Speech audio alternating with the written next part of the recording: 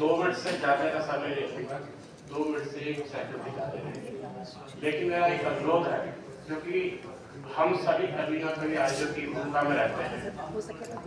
जब कई बार हम सभी बोलते हैं, बोल भी रहे हैं, आदरणीय जोगेंद्र नारायण जी बोल रहे हैं और हम सब बोल रहे थे, तो मेरे कई साथी बातचीत मेरा विनम्र अनुरोध है, इसको अन्यथा मैं क्षमा मांग रहा हूँ इसके लिए, क्योंकि कभी ना कभी हम आयोजक होते हैं और कोई भी आयोजक किसी भी कार्य को करने में कितना खून पसीना बहाता है तो हम सभी जानते हैं। विशेष रूप से हमारी संस्था युवा साहित्य मंच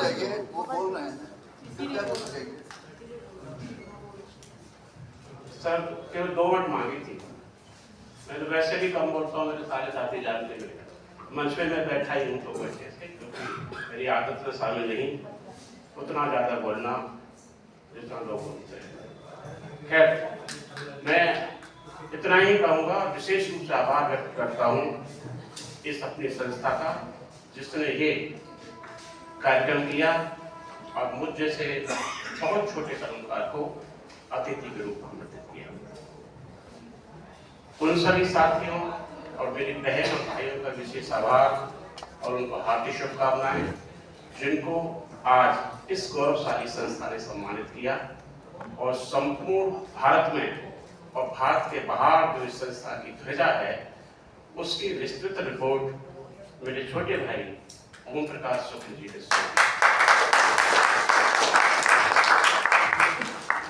हम सभी इसी तरह आगे बढ़ते रहें संस्थाओं के माध्यम से और अपनी लेखनी के माध्यम से। अंतिम बात केवल इतनी सी है कि जब दादा तुलसीदास रामचरितमानस लिख रहे थे, रामलला ने जानकी मंगल, पार्वती मंगल, दुआवली, कप्पावली, विनय पत्रिका जैसे जब ग्रंथ लिख रहे थे तो संभवतः नहीं पता होगा कि 500 वर्ष बाद भी घर घर में और जन जन की जुबान पर गोस्वामी तुलसीदास होंगे।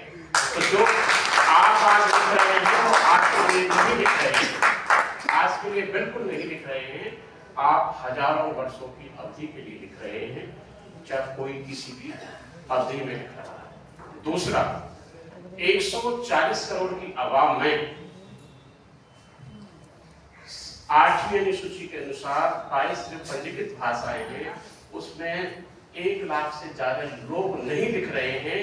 तो 140 करोड़ की आवाम में आप ये अंदाजा लगा लीजिए कि कितने लोग लेखन कर रहे हैं। आप बहुत महत्वपूर्ण हैं, आप इतिहास लिख रहे हैं, हजारों वर्ष का इतिहास लिख रहे हैं। उसी तरह की ये जो संस्था है हमारी युवा साहित्यिक मंच, ये भी हजारों वर्ष का इतिहास लिख रही है। मैं इन्हीं शब्दों के साथ और क्षमा प्रार्थी की मैंने ये शब्द कहे कि हमें सभी को सुनना चाहिए जैसे हम सुनाना चाहते हैं।